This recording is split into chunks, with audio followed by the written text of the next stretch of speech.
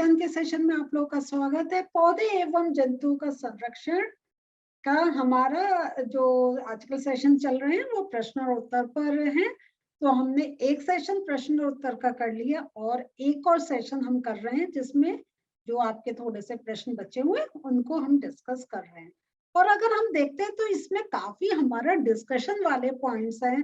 आपके जो प्रश्न है ऐसे नहीं है कि आपको कुछ आंसर रटने कुछ करना है, बस आपको क्या है वनोन्मूलन, कैसे प्रभाव पड़ रहा है, कैसे जीव जंतु सुरक्षित रह सकते हैं, इन पर ही डिपेंडेंट है। तो काफी एक डिस्कशन बेस्ड है। तो उसको हम अपनी समझ से जितना हमें समझ में आ रहा है आपको उत्तर दे रहे हैं, बता रहे हैं।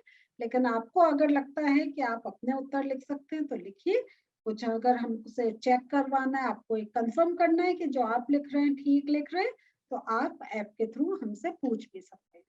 तो बच्चों आज का सेशन स्टार्ट करते हैं और जो पहला प्रश्न है आज का वो पढ़ते हैं। क्या होगा यदि हम वृक्षों की कटाई करते रहे, किसी जंतु का आवास बाधित हो, मिट्टी की ऊपरी परत अनावृत हो जाए, क्या होगा? तो सबसे पहले अगर हम वृक्षों की कटाई करते रहे क्या होगा? अगर हमने आपको ये 4 लाइनें में लिखकर बता रहे हैं, लेकिन बहुत कुछ आप भी लिख सकते हैं, तो आप ट्राई करिएगा। तो हम बता रहे हैं कि अगर हम वृक्षों की कटाई करते रहे तो क्या होगा?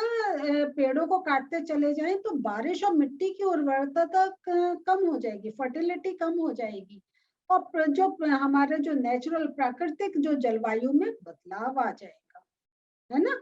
फिर है इससे मिट्टी की जल धारण क्षमता में भी कमी आएगी, जिसके रिजल्ट क्या होगा? बाढ़ आने की संभावनाएं बढ़ जाएंगी और इससे पशु जीवन भी प्रभावित होगा।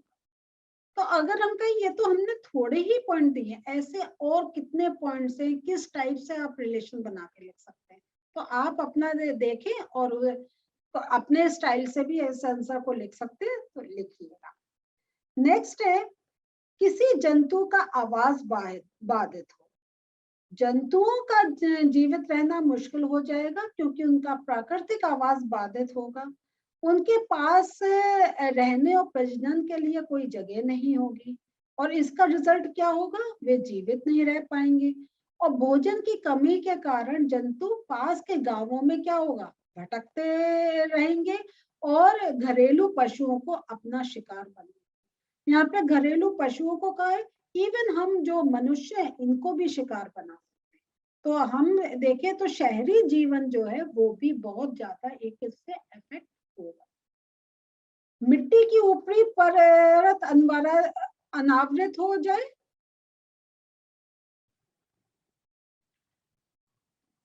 तो मिट्टी की ऊपरी परत अगर अनावृत हो जाए तो उसमें क्या होगा? यदि मिट्टी की ऊपरी परत अनावृत हो जाएगी तो ये जल से धुल जाएगी, है ना? वो जो ऊपर की जो लेयर है, जो फर्टाइल लेयर है, वो धुल जाएगी। ऊपरी परत के हटने से उपजाऊ भूमि धीरे धीरे रेगिस्तान में परिवर्तित हो सकती है। इसके अलावा जल के साथ बहकर गई मिट्टी नदी के तल में जमा हो जाएगी, जिसका रिजल्ट क्या होगा? जो नदियों की जो गहराई है वो कम हो जाएगी, क्योंकि जब लेयर एक पानी की लगातार आ रही है तो वो जो हमारा जो नीचे का जो बेस लेयर है वो ऊपर आ जाएगा। तो इस टाइप से पानी भी ऊपर की तरफ आ जाएगा और जब पानी ऊपर आएगा तो आसपास के क्षेत्रों में बाढ़ की संभावना कई गुना बढ़ जाएगी। और उसके साथ साथ अभी जैसे आपके साथ डिस्कस कर रहे हैं तो एक पॉइंट और आ रहा है कि एक लेवल में ही जो हमारे जो जल स्रोत होते हैं उसमें जीव जंतु या हमारे बहुत से पेड़ पौधों भी एक होते हैं छोटे जो जल में विलीन, हमें कुछ वनस्पति भी मिलती है। लेकिन इस टाइप से अगर वो लेयर ऊपर आती जाएगी और वो तो उन पर भी एक इफेक्ट पड़ेगा और वो जीव जंतु जो नीचे रह रहे थे वो अब उनको उतनी स्पेस भी रहने को नहीं मिल पाएगी। तो वही है कि आपके पॉइंट्स बहुत हैं, आप देखिए कितने आप लिख सकते हैं। फिर हमारा नेक्स्ट आ रहा है, संक्षेप में उत्तर दीजिए, हमें जैव विविधता का संरक्षण क्यों करना चाहिए? संरक्षित वन भी वन्य जंतुओं के लिए पूर्ण रूप से सुरक्षित क्यों नहीं है? कुछ आदिवासी वन जंगल पर निर्भर करते हैं, कैसे? वनोन्मूलन के कारक और उनके प्रभाव क्या हैं? ग्रेट डेटा पुस्तक क्या है? प्रवास से आप क्या समझते हैं? ये सारे का हमें, ये जितना भी है पॉइंट्स, इन पर हमें एक शॉर्ट में आंसर देना है।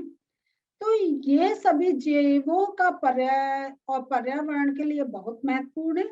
हमें इसे विलुप्त होने से बचाने के लिए विविधता का संरक्षण करना चाहिए। ये आपके फर्स्ट पार्ट का आंसर है। नेक्स्ट आता है, संरक्षित वन भी जंतुओं के लिए पूर्ण रूप से सुरक्षित नहीं है, क्योंकि शिकारी इन क्षेत्रों में पहुंचकर वन्य जंतुओं का शिकार करते हैं। अवैध अतिक्रमण और शिकार के खिलाफ सख्त नियम बनाने की जरूरत है। तो काफी जिनके सोर्सेस होते हैं या जो वहाँ के ऑफिसर्स होते हैं, वो भी उनके साथ मिलके कहीं कहीं इस टाइप की क्रिया में एक होते हैं, तो और नुकसान होता है। तो ये भी एक है कि और ज्यादा कड़े नियम बनाने की आवश्यकता है। कुछ आदिवासी अभी भी अपने भोजन, ईंधन, लकड़ी आश्रय के लिए आश्रय इन जंगलों पर होते हैं और इन वनों जंगलों में रहते हैं और इन पर निर्भर करते हैं। तो ये इस प्रकार जो आदिवासी लोग हैं, इन पर भी प्रभाव पड़ता है। वनोन्मूलन का मुख्य कारण बढ़ता शहरीकरण और औद्योगिकरण है। अधिक भूमि और संसाधनों की आवश्यकता के कारण वनों का कटाव इंक्रीज हुआ है। वनोन्मूलन के जो रिजल्ट देखते हैं, तो जो आपका डेजर्ट का एरिया, मरुस्थल जो होते हैं और प्राकृतिक आपदाएं हैं, इसने पौधों और जंतुओं की कई प्रजातियों को भी असुरक्षित बना दिया है। तो वनोन्मूलन का ये हम देखते हैं कि किस प्रकार हर तरफ इस पर इफेक्ट पड़ता है। ग्रेट डेटा पुस्तक में सभी लुप्त प्राय जंतुओं और पौधों का रिकॉर्ड होता है। लुप्त प्राय जानवरों और लुप्त प्राय पौधों के लिए अलग अलग रिकॉर्ड बुक बनाए जाते हैं। तो ये पूरा हमने एक शॉर्ट में आंसर्स दे रहे हैं।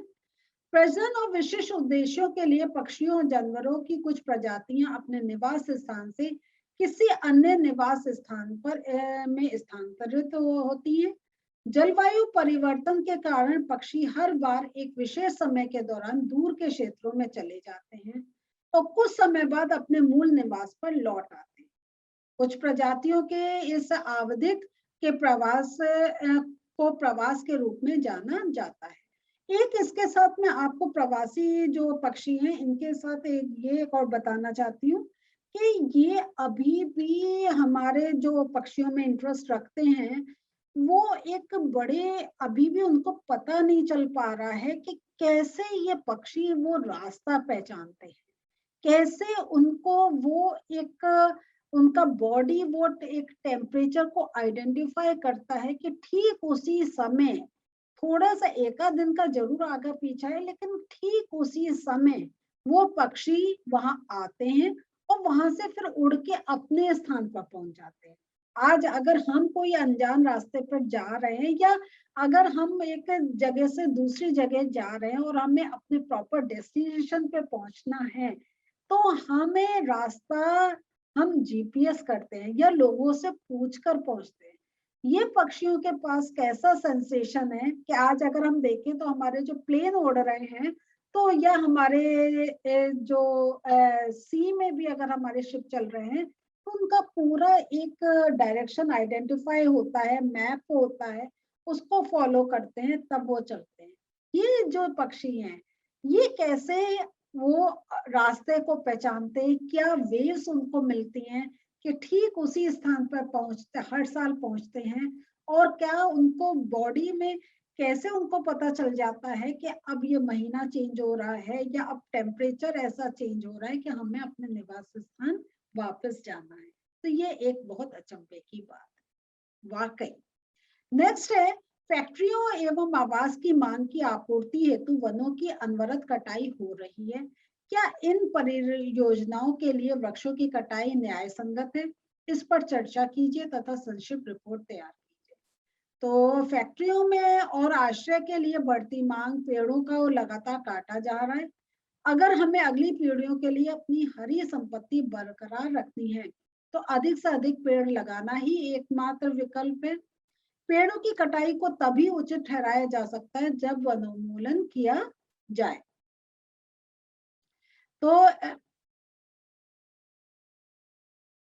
यहाँ पर हमें ये एक जो है कि हम एक ये बहुत अच्छा आपका प्रश्न है कि आजकल जैसे हमारे एक लाइफस्टाइल हो रहा है, सब कुछ हो रहा है, जो हमें कंफर्ट मिल रहा है, तो वो भी अगर हम देखें तो जब हमारे ये जब पेड़ कट रहे हैं तो एक हमें स्पेस मिल रही है, तभी इंडस्ट्रीज बन रही हैं, तभी नई नई चीजों का आविष्कार हो रहा है, नई नई चीजें बन रही हैं। तो हमें जैसे जैसे पॉपुलेशन इंक्रीज हो रही है, हमें स्पेस चाहिए, लेकिन हमें उससे नुकसान भी हो रहा है दूसरे रूप में, जो हम कई बार डिस्कस कर चुके हैं।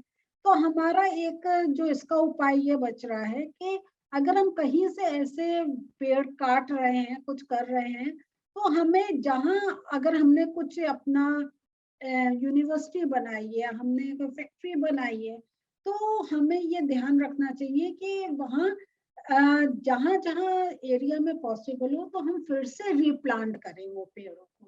तो अगर हमने 20 काटे तो अगर हमने 10-15 फिर से लगा दिए, वैसा स्पेस क्रिएट कर ली, तो हम एक उसको इतना, इससे हम नुकसान नहीं ले सकते, क्योंकि हमारी जलवायु उससे ज्यादा प्रभावित नहीं होगी। लेकिन हाँ, हमें वो क्षेत्र पे जरूर ध्यान देना चाहिए जहाँ पे हमारे पशु हैं या जीव जंतु हैं, वो एरिया को हमें टच नहीं करना चाहिए। तो ये सब एक बहुत प्लानिंग से कार्य करने की जरूरत है। वनोन्मूलन में नए पेड़ों को लगाकर नष्ट हुए जंगलों की पुनर्स्थापना है। लगाए गए पेड़ उस प्रजाति के होने चाहिए जो आमतौर पर जंगलों में पाए जाते हैं।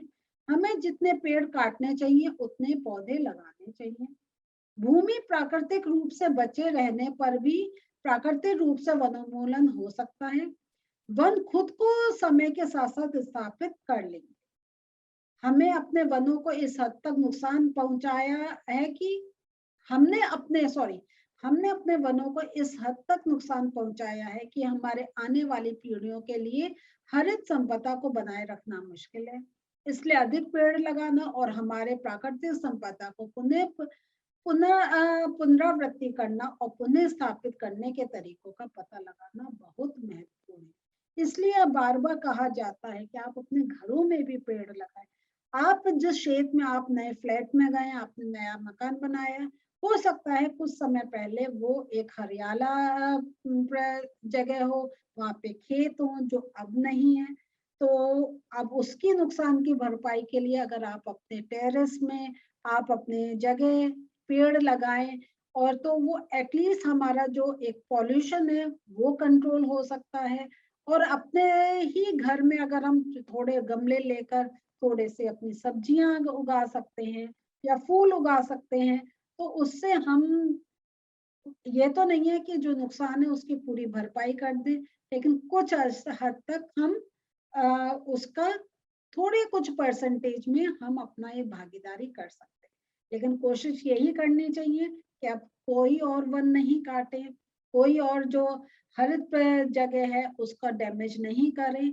जितनी जगह है उसको उतना एक संभल के यूज करें, चीजों को वेस्ट नहीं करें, जैसे हमारा उनकी डिमांड एक कंट्रोल रूप में रहे और हमारा जो एक नेचुरल जो हमारी चीजें हैं वो अपनी जगह बनी रहें। तो बच्चों, आज तो बहुत एक आई ओपनर क्वेश्चंस थे, बहुत कुछ सोचने को था। हम जितना समझ में आ रहा है आपको मैक्सिमम लिखकर बता रहे हैं, लेकिन जैसा मैं आपको कह रही हूँ, ये ऐसे उत्तर नहीं है कि आपको रटना है, याद करना है। ये आप खुद भी सोचे समझे और अपने एक इनसे आइडिया लेके अपनी भाषा में उत्तर लिख सकते हैं, अगर आपके एग्जाम में ऐसे प्रश्न आते हैं। तो कोशिश जरूर करिएगा अपने आप भी अपने विचार लिखने के। अगले सेशन में अभी थोड़े से और प्रश्न है, वो लेके फिर से मिलते हैं। बाय।